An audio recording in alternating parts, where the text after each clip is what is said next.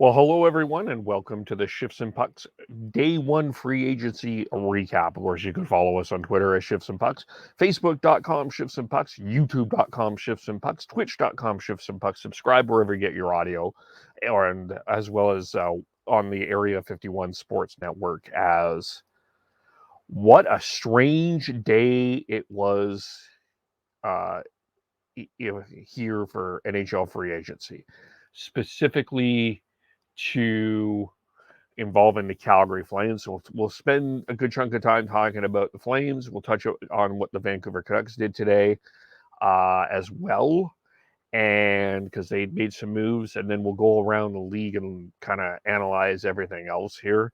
Lots happened. There was over 66 signings, or maybe something that has broke. But we have to start with the big news of the day. And the number one free agency target was Johnny Gaudreau. We knew as of last night, it was reported, and we discussed this a little bit on with Sean, Chris, and I discussed that Johnny Gaudreau tested free agency last night when we did the Canucks preview free agency. We also discussed, of course, and I'm going to put up the clip about the idea of doing a rebuild in Calgary if Johnny leaves. And we're at that point, and Johnny has officially left and signed. But let's go through this. So, the Emily Kaplan reported this morning that it looked like Johnny's number one desire was go to the Philadelphia Flyers. The Philadelphia Flyers could not make it work for Johnny Gaudreau. They decided to sign Nicholas Deslauriers to a 4-year deal. They decided to bring in Justin Braun. Tony DeAngelo they acquired in a trade earlier. Rasmus Ristolainen. They had far too much cap space wrapped up in too many unnecessary players to make this work for Johnny Gaudreau. So that wasn't going to happen. The New York Islanders, apparently, according to Chris Bosa, who follows the Islanders, apparently made a really aggressive and oppressive pitch, as did the New Jersey Devils. Both of them announced at around 4 o'clock Pacific that they weren't doing a press conference to recap the day. So there was a lot of people thought that maybe the battle was for Johnny Gaudreau today was between the New Jersey Devils and the New York Islanders. Lo and behold, according to Elliot Friedman, and mentioned that Johnny circled to Columbus, and the Columbus Blue Jackets were the winners of the Johnny Gaudreau sweepstakes. 7 years, $68.25 million. According to Frank Saravelli, the reported contract that the Flames offered was in the $10.5 million range.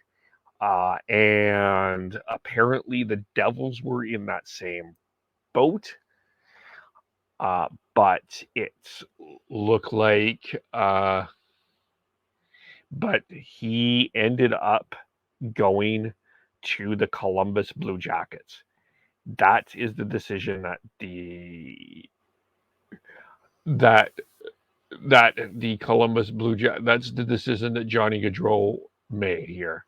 According to Pierre LeBrun, can you also confirm that Calgary's last offer was Gaudreau's 8 years at 10.5? Still, I mean, look, he's Johnny Gaudreau, and the Gaudreau family are not living in poverty here at $63 million. But I have to say that look, I want to respect the decision that Johnny Gaudreau and family made. They wanted to go east. They wanted that's the report. But this feels confusing to me.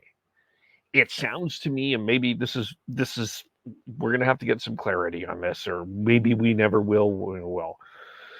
But they were close. It sounds like they were close to $1 million apart, possibly, according to reports. I just don't, if you couldn't, I mean, I understand, okay, you want to test free agency just to see. I get that from Johnny. Honestly, I do. I don't begrudge him the opportunity to test free agency. He goes to, but, just circling around, if he wasn't liking what he was hearing from New Jersey, the Islanders, and Philadelphia, why doesn't he circle back to Calgary? Like, why doesn't he go just one more look to Calgary? I just don't get it. I don't get that whole thing. I mean, I think there's a lot of people that were boiling me Brad Treliving and Flames ownership about asset management last night. I just don't think that this is in any way, sorry, just my personal opinion. Hard for me to blame Brad Treliving and Flames ownership for anything about this. They did everything that they could to try to sign him. It just didn't work. And it sounds like this was Johnny and family's decision. You can't, so it's hard to blame them on that. But I'm ultimately confused by the specific decision to go to Columbus. I mean, I guess if you fly by plane to Philadelphia, it's about an hour and a half flight, but it's 7 hours from Columbus to Philadelphia by drive. It's not really close to that New Jersey, Philadelphia Islander area. What did Columbus offer that anybody couldn't? Now, I think that just to be fair, the pro and con is I think the Columbus Blue Jackets are probably in better shape than people realize, but they're not a Stanley Cup contender. They drafted two strong defensemen with David Yarechek and Denton Matejchuk, Kent Johnson, Cole Sillinger last year. So they've got some prospects that are there. Um, they're not. I think they're not. Are they a Stanley Cup contender? No. Are they a playoff contender? I don't think this year they are for sure, but they certainly will be coming in a couple of years. I mean, you still got Corson Kuhlmans from the University of Wisconsin, Igor Chikhanov there as well. You've got who else is there? Um, you've got there's some players there that you may get opportunities for, but there's no real dynamic center there. There's no Elias Lindholm or Matthew Tkachuk there. Then they obviously you're going to have to find a way to trade Patrick Laine again, and I don't know if that is worked. The Laine trade for Dubois has necessarily been a win-win trade for either team, Columbus or Winnipeg, quite frankly. You've got also in Columbus, the other issue here is you've got three players on LTIR that you have to still figure out. One of them is Boone Jenner. He is making 3.75 until 2026. Alex Texier is making 1.5, not a big deal, but he's on IR. And Daniil Tarasov is there as well. There's still some small dead cap space with Alexander Winberg with his buyout that's going on for the next 4 years. In terms of defensively, yes, they brought in a former Flame, Eric Goodbranson, far-reaching overpay in my personal opinion. I mean, Goodbranson is great, and that's a great contract for him, good for him, but I don't know if that was worth $4 million. Zach Renzi is a good defenseman, and he's making 9.583 until the end of 2027-28. There's not a lot right now in Columbus that's going to get me excited that just Johnny for the contendership of Johnny Gaudreau. So it's a very confusing situation with Johnny, and I don't know if this was ultimately his plan. We'll never know that. It's hard to analyze that from that perspective. But from the Flames' perspective, this whole today, I think, was a very emotional and tough day. And I think that for the Flames fans, it started with some sadness and understanding. It's now left with some anger. I think if Gaudreau ended up in Philadelphia, New Jersey, or the Islanders, even Pittsburgh or the Rangers, I think that the Florida Flames fans would be applauding right now. Hey, good luck, Johnny. I totally get it. That's for your family. Columbus is a weird decision. And I think both of these, both camps, Flames camp, Gaudreau camp, I think they'll wish that they handled this probably a little bit better. Of course, the next question is what happens with Matthew Tkachuk. Nothing on that today. Brad Treliving said that he wasn't going to do anything significant in terms of rash, and they really didn't. Of course, the signings today, some things happened today. They did make a number of signings. First of all, they brought in and they have another. They have brought in Kevin Rooney. That was their first deal of the day. He signed with the Flames 2 years, 1.6 a year. Forward with the Rangers, 12 points. Fourth line center depth. They like his speed. Speed was an issue when they played the Edmonton Oilers back in May, a long time ago. Just a depth perspective there. Nothing significant. That's not a significant signing. Wasn't part of the plan. That wasn't what they were coming out and shining today. And that's the other thing I think that is important from the Calgary Flames side that I want to talk about here a little bit. Day one, day two, and we'll get into this. There is some deals today that were good deals, and there's some deals today that I am left scratching my head. And I think we just have to look at what the offseason is overall for the Calgary Flames and take a longer term approach before I evaluate it. I'm not going to evaluate it in one day. I'm not going to evaluate it based on Kevin Rooney. Sarah Sivian tweeted back at me and says that this was a guy, he's undrafted. He worked his ass off to get into the NHL. Kind of sounds like a kind of guy I like. Just that's the type of people I like that work their ass off to get there, weren't drafted. Not much expected and made of him. So I'm going to be a Kevin Rooney observer. We'll see what happens. The Flames did bring back Trevor Lewis on a 1-year deal. I think Trevor Lewis was outstanding for the role that he did last year, and I think it's expected to do the same. They brought in Nicholas Milosh, 1 year, $950,000 from the San Jose Sharks. That was, I mean, I think there's a lot of upside to him. We'll need some work, but I think that's a signing for some depth. They brought back Nikita Zadorov here. He signed just in the afternoon. Here he signed a 2-year extension, I think at 3.75, so a little bit less. So they've got him back up, but not Branson. And I think Zadorov is a polarizing figure in Calgary, but you do still have the depth. Are you going to get a better player than Nikita Zadorov out there? I don't know. Maybe not. But they were comfortable with him. Zadorov was comfortable with the Flames. Okay, there we go. So that is that. They brought back, so again, nothing big. Some other signings that the Flames did today. Here, 2 years, 3.75 per. So some of the other signings. Trevor Lewis, 1 year, 800,000. Kevin Rooney, 2 years, 1.3. Clark Bishop, a forward, 1 year, 750,000. Dennis Gilbert, 2 years, 762. Nicholas Wash, 1 year, 950. So just smaller deals. Nick DeSimone, 2 years, 762. Colton Pullman, 1 year, 750. A goaltender named Oscar Dansk, 1 year, 750. So just depth signings today for Calgary. But I don't think you needed to do anything else. This is what you needed to do if you're Calgary today.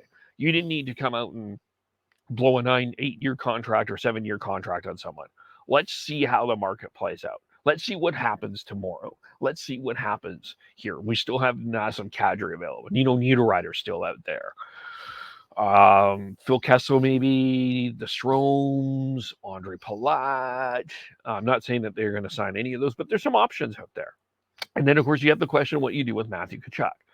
And you've got to figure out what to do on that. That's got to be priority point A here. Do you trade him and see what you get for the assets now? But the other side of this is from the Flyers' perspective. Nikita Zadorov comes back. Trevor Lewis comes back. Obviously, whatever was going on in Calgary isn't that bad, and that the environment there was working. There's a number of veterans there. It's a veteran-laden team. I think in a lot of ways they're going to be very angry about what happened with the Oilers. But not only that, I wonder how this Johnny Gaudreau deal affects them in terms of their determination. I don't want to start rumors or anything like this, but this is something in my head. Like, how was the Flames? as one of those players. Like Blake Coleman during the end of season press conferences, you lobbied to keep Johnny. I'm certain that the Flames leadership group and everybody did what they could to try to keep Johnny there, and just wonder how they're feeling about this. Look, it's a tough decision for Johnny. I'm not trying to criticize, but I just the whole situation felt weird to me, and that's the day for the Calgary Flames. We'll see what tomorrow brings. The Vancouver Canucks were busy today as well. Their first signing was Curtis Lazar, 3 years, $1 million per year.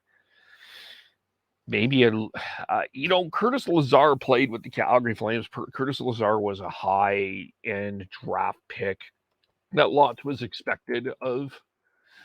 Seems like one of those guys that maybe adjusted his game here. So they signed 5 players today. We'll get into what they did. Wouldn't say that they're necessarily a winner or a loser today, but I think 3 years, $3 million for Curtis Lazar, I don't think is a bad deal. He's from Salmon Arm. He played with the Oil Kings. He was a 17th pick overall. 16 points in 70 games last year. Came to the Bruins part of the Taylor Hall trade. In that there, I think he was a throw-in, I believe, in that trade. Played 12 games, had 12 points in 65 games in 2018 with the Flames. Not a long offensive force, but led the Bruins in hits. He's not a great face-off guy, but probably a guy you can put on the third line with one of the other players that they signed. So that was the first one that they did, and I don't think that was bad. Ilya Mikheyev was another one that they signed. He's 4 years, $4.4 million a year. I think a bit of an overpay, not a huge overpay, not a drastically criminal overpay. But a guy I think that can play on the third line. It does improve the third line. I think possibly you could go Lazar, Mikaheyev, and you battle Dakota Joshua, who they signed today, Will Lockwood, as a possibility as your third line. So that's one signing there. Wyatt Kelenic was a 7th round pick. He got a 1-year, 2-way contract, $750K. Colin Dillia, 1 year, 1-way, were $7K. Dakota Joshua worth 1.65. Phil DiCiappi, 1 year, 2-way minimum. Of course, I don't think that, we talked about what a successful offseason was. They didn't do anything like that's going on the big fish. They were trapped in cap a little bit and trying to get out of it. I think Mikheyev was someone that Patrick Allvin targeted, so they're happy with that. I mean, you wonder what's next in the JT Miller episode here, but they've got players. It's due, and I still think that they're good. They still got some work to do, but there are players in Vancouver. Also, the Andrei Kuzmenko officially signed his deal today as well, his 1-year deal, because it's an ELC. So Canucks, I don't think they came away winners or losers. I think they got what the sign. They didn't make a big splash. They tossed a couple of pebbles into the water. I think Mikheyev will be a good third line player. There's competition now. I think that's a big thing in Vancouver. I think Curtis Lazar and Mikheyev, make the Canucks forward group a bit harder to play against. Still think they need to improve that defense. Still think it need to be harder to play. So I still think there's lots of work to do in Vancouver. I still think Patrick Allvin has a lot of work to do. But, again, one day of free agency, you don't know. There's still lots to go on here. So, even as we are recording this here, there's still things going on. Andre Palat as still an option out there, a 4th period. Nazem Kadri, we'll get to him in a moment as well. So that's what the Vancouver Canucks did. That's what the Calgary Flames have done. so far here. As far as we'll just kind of go, I'm going to take the rest of the Pacific here and just kind of go through some of the big stuff that happened today. The Oilers officially got the Jack Campbell 5-year, $5 million a year. I understand that they need a goaltender. I get it. I think that there's pros and cons to Jack Campbell. I think he's gotten off to great starts, but he's injury prone, consistency prone. Is he a guy that can be a number one goaltender? Where are you at with Stuart Skinner? Is it an upgrade from Mike Smith and Mikko Koskinen? Probably. Is it a huge upgrade? I don't know. Look, the Leafs could not get past that first round again and facing Andrei Vasilevsky and the Tampa Bay Lightning. They were up 3-2. I don't know. I don't like, not a particular big fan of that contract, but the Oilers did need to address their goaltending. Looks like it's either LTI or a buyout option for Mike Smith. That's what sounds like what's going on there. They did make the Evander Kane signing here. Whatever. The good deal, Brett Kulak on a 2-year deal. I think that's a good good re-sign for them. I think he's a guy that they can play in a number of different situations, and that defense is not going to scare anybody as a group of 6. But I think that the Oilers' philosophy is it's a 5-4, 4-3 game as opposed to Daryl Sutter always saying it's a 3-2 game. I think the Oilers are, with McDavid and Draisaitl, willing to play a higher scoring type of game in some ways. I wonder, with first full year with Jay Woodcroft, what changes in terms of defensive structure? Does this team go into bring in more of a defensive philosophy? We'll have to see. I mean, yeah, the Oilers get to the Western Conference, and I think that's kudos to them. Wild and exciting games, great for fans. Is it truly Stanley Cup championship material? And I ask that question out loud and leave it for you to figure out. Vegas, wow. They end up trading Max Pacioretty and Dylan Coghlan to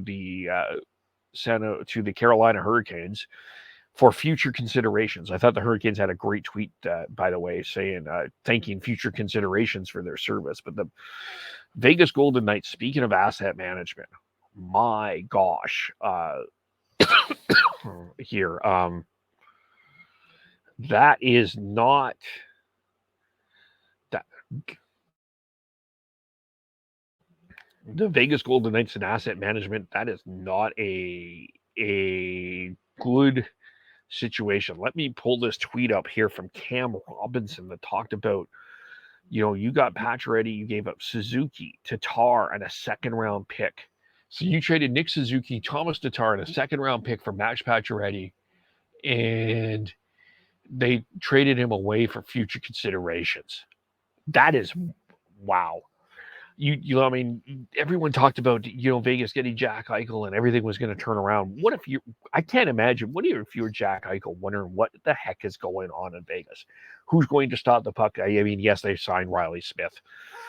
Good on them that they got that done, but that team is old, that team is slow, and that team is not, I do not believe, is a division winning contender. But I think they can compete for the playoffs, but division winning, not too sure. San Jose, they traded Brent Burns and got to Carolina as well. Brett Burns and Jacob Slavin, I think, will be a fine pair in Carolina. Burns is a healthcare guy. I think Carolina had a pretty good day overall. I think, they didn't give up any super prospects, and they came away with Brent Burns, Max Pacioretty, and Dylan Coghlan. Gave up Tony DeAngelo earlier. Not bad. I think not a bad day if you're a Carolina Hurricane. But the San Jose traded away Brent Burns. They got back some player. They got back Nico Sturm. They got Oscar Lindblom. I think I liked a couple of things that a couple of players, but I think they're a long way from anything there. LA, they re-signed Alex Edler earlier. Anaheim brought in Frank Vatrano. I don't think there was anything earth-shattering in the Pacific Division today, to be honest with you. think the Oilers are. I think the Oilers are probably in still the same boat that they were in. I mean, you got David Draisaitl. Your goaltending is a bit better. I still think there's lots of work today. Again, day one. The Central Division, of course, Colorado was able to keep Josh Manson. They lost mentioned Andre Burakovsky to San Jose. Or Seattle. I think a lot of people were expecting more from Seattle today. That did not happen. They got Andre Burakovsky in a 5-year deal. So that was that. And there. And of course, Andre Palat, just in as we're doing this, he is going to sign a 5-year deal with the New Jersey Devils. Kevin Weeks just tweeting that out as we're doing this. So there we go. And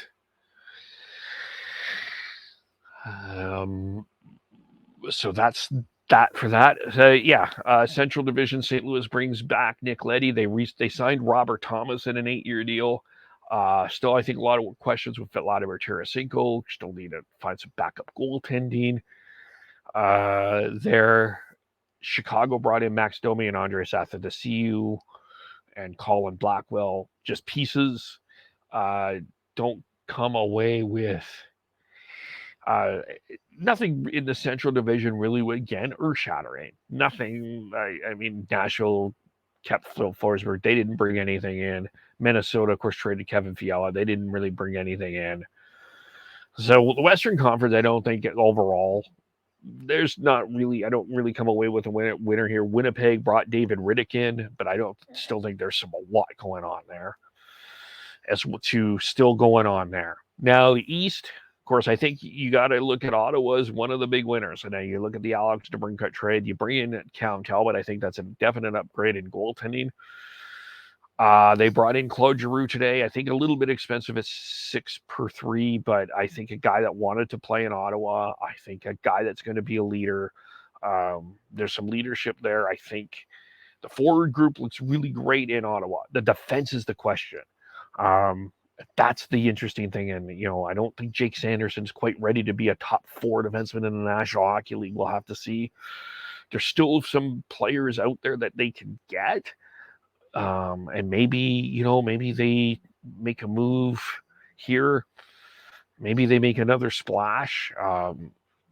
Getting that arena at LeBreton Fats. Winning solves a lot of things. Winning is one of the best marketing tools. So I think Ottawa had a really good day. I think very intrigued Ottawa. Are they a Stanley Cup contender? No. Playoff contender? Hard to say in that division as well. But yeah, I don't know about Detroit. I think the Andrew Kopp signing was a good signing. 5 years. I think David Perron, he was good in St. Louis. I think he could be okay.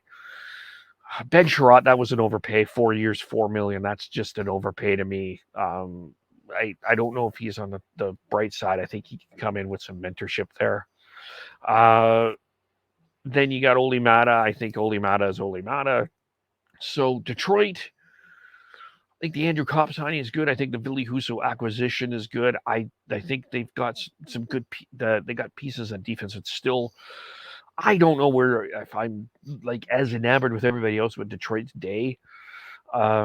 I think that Ben Sherratt deal was a bit much to me, but they got 4 players. They were the busiest, so Steve Yzerman earns the respect of people. So I get it, but I'm not sure if I'm totally sold on what Detroit did today. How about Florida? Congratulations. They bring in Mark Stahl on a 1-year deal. They are going to bring Eric Stahl in on a PTO. Good on them.